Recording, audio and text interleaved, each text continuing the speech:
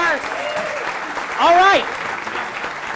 Let's bring out the lovely gentleman that was in that. He's currently starring on ABC Family's Young and the Hungry. I believe we have a clip for that. All right, let's see it.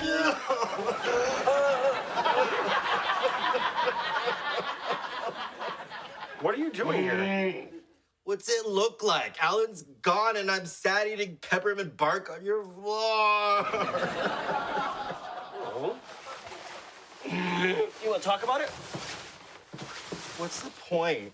Alan's already on the cruise.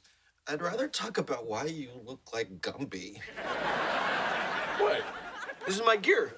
Crazy Pete said we're not just going skiing, we're going ultimate extreme skiing. He actually sent me a video of guys doing it. Want to watch? I love videos of guys doing Skiing. Skiing, right?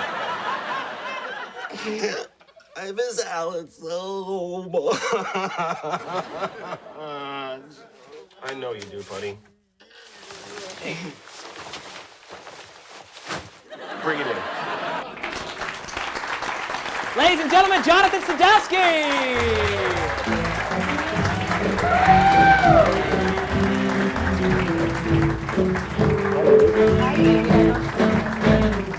Thanks for coming in to audition for me for that spot, by the way. Never happening again. Never happening again. Jonathan, the reason why you're on the show, and the reason why Chanel is on the show, actually, in addition to you guys being wonderful actors and very talented and successful, is you guys actually know each other. We do. Never seen him before. How is that? Where do you guys know? Just tell me. She's my token black friend. Okay, yes. good. You always need one. We actually went to college together. I'm sorry, guys. I'm a little under the weather right now. Oh, don't even worry about it. Probably because my Movember mustache is so sick.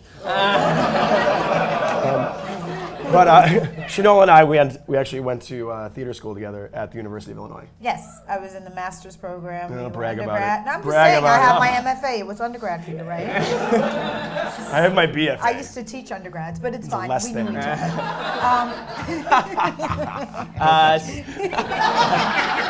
So planned. God damn it. So Jonathan, you got your start. When did you move out to LA? January 24th, 2002. And How's that? when you came out, what happened right away? I moved out with a duffel bag and $300. Nice. And I was staying on my buddy's couch, and I was doing all kinds of odd jobs. I was like a host at a restaurant. I was bartending. At BJ's? No, not at BJ's. What is this BJ's place? I feel like I gotta go there now. You have to get a bazooki. Yeah, it's a brew house and restaurant. Maybe a tequila sunrise. Or They should sponsor you at this point. We have mentioned them so many times. I'm lucky I still have a job there, to be honest. That's the sponsorship. Keep going, though. Keep going. I'm sorry. Don't stop me now. So I was doing all kinds of odd jobs. There was this one time I had like forged. I sound like I'm going through puberty right now. Welcome to my life. I forged my car insurance to get a job working for a modeling agency where I can drive 13-year-old models to their shoots when they were in town with their mothers and they didn't have cars. Oh my God. It was fucking horrible. But It was the worst. But that didn't stay for long. Like you fast forward, you sold a script. Yeah, I was bartending and my manager came in and she said, you have 30 more days bartending and you're done. And on like day 29, I booked the lead of a Fox pilot. Later that week, I booked one of the leads in my first film, She's the Man. And then I sold a screenplay that I wrote. Oh my God. I was afraid to leave the house. I was like, get hit by a bus. Get hit by a bus. It's just like so good. You're like, oh my God. Like, this is great. Whack. So yeah, and ever since then, I kind of kept the momentum going. And what came after that? I did a little film called Live Free or Die Hard with Bruce Willis. Just a tiny film. Maybe you've heard of him. It was an indie. I'm gonna pick up that name I dropped. I did a film with Bruce Willis. I did The Goods with Will Ferrell and Jeremy Piven. Friday the 13th. Nice. Yeah. Wow. Recently did Chernobyl Diaries. Oh my gosh. Mind you, we were the ones that You might were want to going look to this. make it in our school. You might want to look this stuff up before you have it. Yeah. Jeremy, What is do you it? got? Jamal. What do you got on those cards there? Jake Bill? one. They're mostly running orders, just so I remember where I am. Yeah. But then you made it onto ABC Family's Young and Hungry. By the way, ABC Family's now changing their name. It is going to be called Freeform. Good for them. Yeah. I didn't like it at first, but we had to go through these orientation meetings while they're rolling out the network. What are these meetings like? Are they like? They're actually very informal, and they're like all the cast of all the shows and all the executives. We sit in a room, and like the president and the vice president, they tell you how they came up with the name, what it symbolizes, all that good stuff. Nice. But I actually like it. They hired this big company who was responsible for naming the Swiffer, and Well, that does it. true story. They also named BlackBerry. Oh, nice. Yeah, there's this company called Lexicon. Their job is to name shit. Yeah. So ABC Family's like, we're going with them. And they compiled this list of like 3,000 names. They whittled it down to like 12 names. And then they got these focus groups of like thousands of people. And they're like, okay, so of these names, which one would be the best for a denim line? Which would be the best for a network? Go right down the line.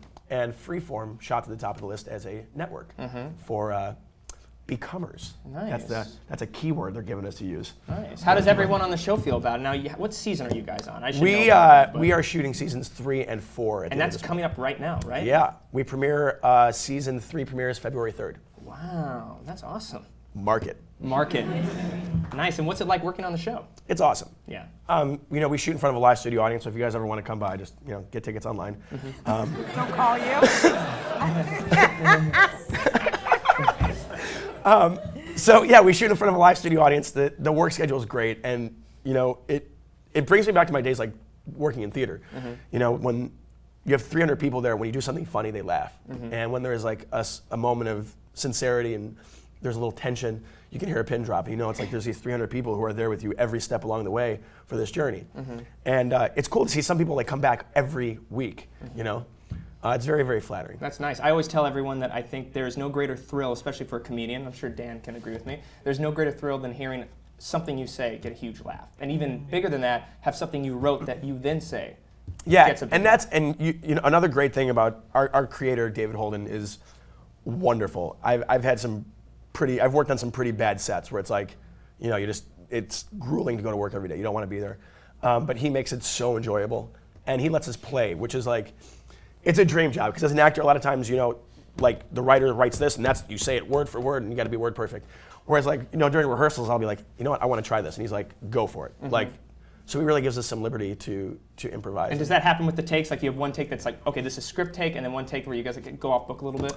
Yes, and I don't know if you guys have ever been to a live taping, but They're here right now to a live taping.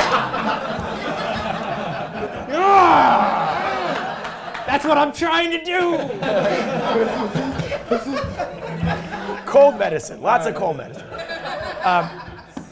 But when you go to a scripted live taping, Of course. This is scripted. This is scripted too. It's news. Jonathan Sadowski. It's news to Julian, but this is actually Get out scripted. of here. when you go to see a sitcom, so you do these takes, you do one like that's written, and the whole writing team is there, so you see how the jokes land with the crowd. And if a joke misses, they have like pages of alternate jokes. So right then and there, they change the script, keeping the substance of the storyline, obviously, but we have to learn like new jokes on the spot, which is kind of cool. That's awesome. Yeah, keeps you on your toes. Yeah. Well, having you guys as my guests kept me on my toes. We have a talent producer. Her name is Jegen Hairston. Love. And Jegen reached out to me and she told me, she's like, we have these two wonderful guests and they want to do the show. And I'm sitting here thinking, I started this show like a couple months ago and I now have two awesome guests who want to do my show. In addition to Patrick Fabian, who's back there right now waiting to take photos. Guys, you make my life complete. Thank you so much for coming to do the show. Thank you. You promised me you'll come back and do it. I know you guys are busy, but can you? Henry, anytime, man.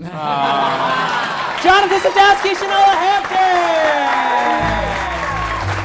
Thank you for watching After Dark with Julian Clark.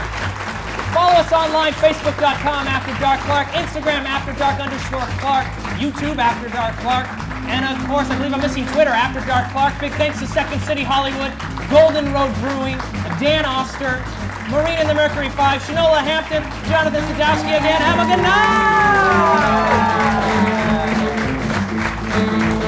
Biggest saxophone I've ever seen. I don't remember when I dreamed you were the one. I don't remember our good night. I thought my bed was much too big, but I was wrong. like Goldilocks, it just feels right. Congratulations.